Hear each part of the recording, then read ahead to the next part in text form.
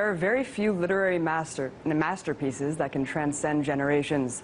There are even fewer that serve as a blueprint for the future. One of those books is 1984, one of the most prolific novels of our time. The author was born Eric Arthur Blair, but is probably most known by his pen name, George Orwell. And this week would have been his 110th birthday. George Orwell was one of the greatest visionaries of the 20th century, who identified himself as a democratic socialist. Under the Soviet Union, he was forced to flee under communism's suppression of socialist dissidents. In 1945, he wrote Animal Farm, a novel anthropomorphizing an animal kingdom meant to serve as a metaphor for Stalin's betrayal of the Russian Revolution. Soon after, Orwell wrote his most famous book of all time, 1984, which portrayed a terrifying future of a total surveillance and police state. Tragically, just 1 year after it published in 1947, Orwell died of tuberculosis at the unforgivably young age of 46. However, his work lived on, and his staunch opposition to injustice and authoritarianism led him to produce one of the most genius narratives ever written. Sadly, Orwell's dystopic future and vision in 1984 seems to ring more true every day in this technological age. Let me just say that if you have not read this book, you must, not just because it's a work of art from front to back, but because it is so eerily realistic. In fact, it was even made into a film in 1984. Take a look at the trailer.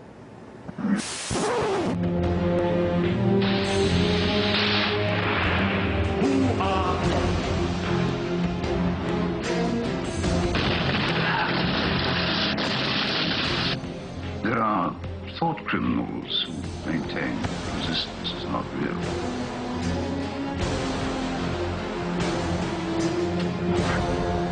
Believe me, Winston, it's very real.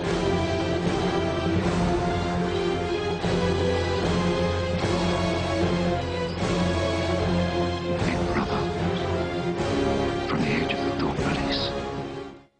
So many of the ideas and concepts in this book are applicable to the way our society has evolved today. In fact, since the explosive revelations about the NSA spying on American citizens, sales of 1984 have skyrocketed. So, what is it about this story that resonates with so many? What kind of future does it depict? Well, imagine a world under complete totalitarianism. It's a world of perpetual war, surveillance, and mind control, governed by a singular ideology. All independent thoughts and individualism apart from this reigning philosophy is considered to be a thought crime. It doesn't matter whether or not you vocalize your dissent. The mere act of thinking it is enough. No need to write it down or even say it out loud, because the second it crosses your mind, it's only a matter of time before the thought police come after you. And once they do, you'll simply disappear, with every record of your existence wiped out and vaporized. At the helm of this state oppression is an ambiguous entity called Big Brother, and every day it requires a ritualistic cult worship to the state.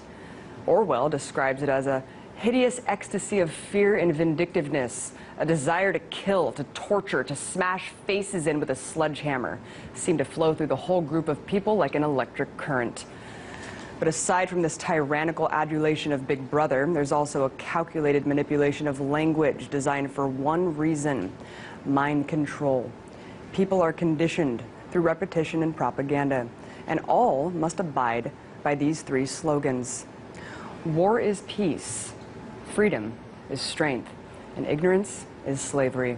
These terms are contradictory on purpose, which Orwell refers to as doublethink, defined as, quote, the act of simultaneously accepting two mutually contradictory beliefs as correct. This paradox is also applied to the purpose of government ministries inside the state. Similarly to the Nazi propaganda ministry being called the Ministry of Public Enlightenment, in the book, the Ministry of the Truth controls all information. This is where historical revisionism takes place by rewriting articles, modifying photographs, all in agreement to the party line, because everything the party says must be true. Orwell refers to it as reality control. The majority of people living under the system are weak-minded, incapable of understanding anything more than the party's worldview.